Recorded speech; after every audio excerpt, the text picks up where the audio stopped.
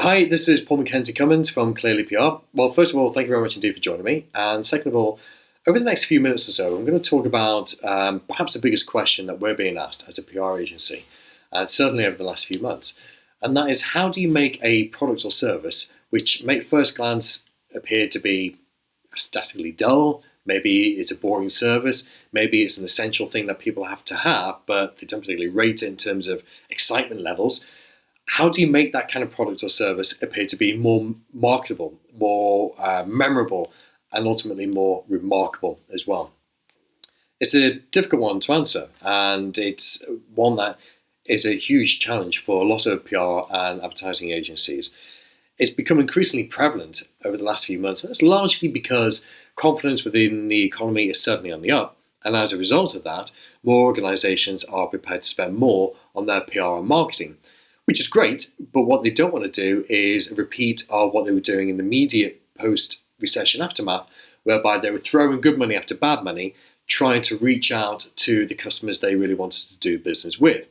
So there has been an increasing realization over the last few years or so that one of the most effective ways to win customers over and gain customer loyalty over the long term is through better engagement, and engagement is as a result largely of what we call emotional attachment.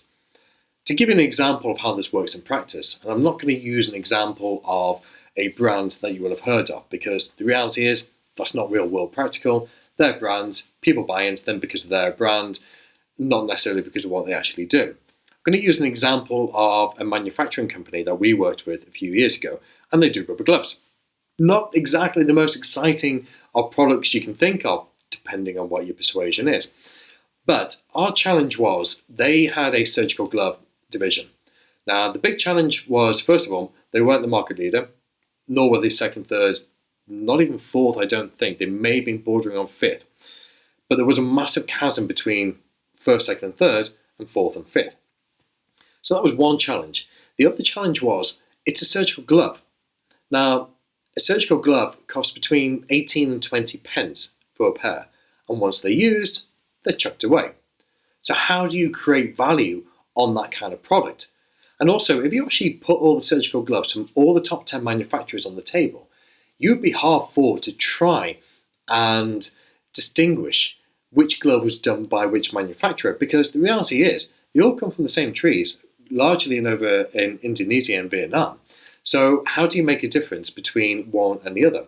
And it comes down to this emotional attachment. So to try and create this added value for a very low value product, we had to go all the way back. In fact, we had to go all the way back over 100 years to find out what actually was the trigger for that particular product to come into existence in the very first place. And it was all born out of a love story. Simple. There was a doctor on the east coast of America who fell in love with his nursing assistant, and he was getting increasingly frustrated that every time she was dipping her hand into the cleansing solution after doing a procedure, she was coming out with marks on her hands. She was getting infections as a result of it. It was having significant detrimental impact on her skin condition. So out of love, he also had a friend who worked for the Goodyear tire company, and he said, listen, can you do us a favor? Can you try and manufacture a glove which is thin enough to enable my girlfriend to perform intricate procedures such as sewing and stitching whilst using the gloves? So she wasn't going to be impeded with the practical elements of her job. That's what the guy at Goodyear did. He came back, they developed and redeveloped and adapted the actual product as well, and the modern surgical glove was born. So that was the story behind it. How we actually communicated that to the surgeons themselves was the other big challenge that we had.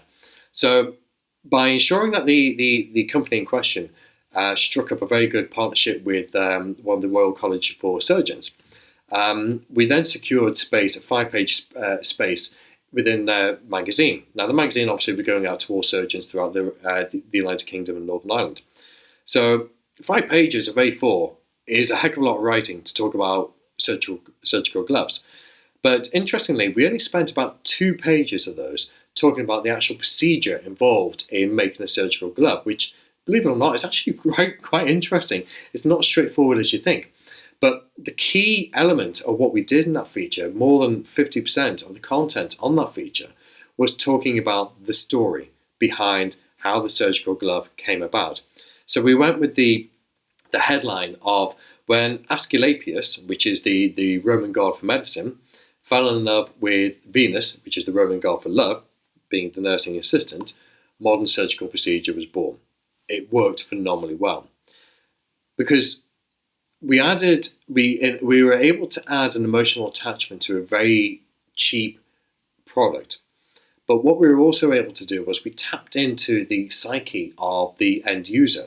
And we were just imagining, when we were doing the brainstorming, we were imagining how these end users use the products. Yes, they put them on, they do their job, and then they chuck them away. But we were also imagining what they were going to be doing when they're actually in the theatre itself. And you know as well as I do, if you have an interesting fact about something, you are going to share that with your colleagues and peers. So we pictured a surgeon stood there saying, "Did you know that the modern surgical glove was born out of a love affair between a doctor and his assistant, blah, blah, blah, blah, blah." Boom. And that was it. So we created an emotional attachment. We were able to create some kind of social currency because once you tell one person that story, they'll tell somebody else. If they're working in the same profession, they'll be like, "Did you know how the surgical glove came about? It's actually quite interesting." And that's how you spread ideas, and that's how you spread emotion about a product or service that you do. So I hope that gives you a few ideas, and I hope it gets you to just think a bit more laterally about what you do and why you do what you do. So instead of talking about the features and benefits of the products and services that you provide, try and create some kind of emotion behind it. So people buy from people. People buy products because of what it does for them. Apple is a phenomenal success story. It's not largely because they do the best computers, because I'm filming this on an Apple, and I gotta be honest with you, it irritates the absolute hell out of me. But I love it because I personally have an emotional attachment to it. I won't go into it, that's for another video.